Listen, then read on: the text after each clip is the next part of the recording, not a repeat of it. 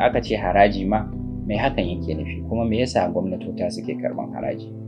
Shi haraji wani nauyi ne da gwamnati take ɗaura ma 'yan ƙasa domin su ba da tasu gudunmawa, duk da cewa gudunmawa ce amma an tilasta ta, ya zama haƙƙi, ya zama wajibi kowa ya bayar domin gwamnati ta samu kuɗin shiga don gudanar da ayyuka da za su kawo ci gaba da bunƙasar al'umma.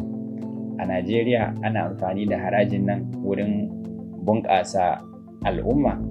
Wannan amsa ce da kowa yana da ra'ayin shi da zai kuma iya bayarwa, amma dai mu abin da muke son mai da hankali a kai nan shine a ilmantar da mutane. So a gurguje wannan shine abin da ake ce ma haraji. Sannan kuma harajin nan an daɗe ana karɓan shi tsawon lokaci. Wannan dokar ba wai yanzu ne za a fara karɓan haraji da dokar ba.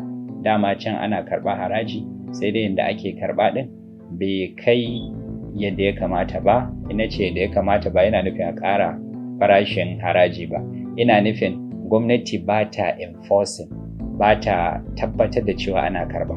La'alla wannan karon abin da zai bambanta kenan shine za su tabbatar da cewa mutanen da ya kamata su biya haraji sun biya haraji.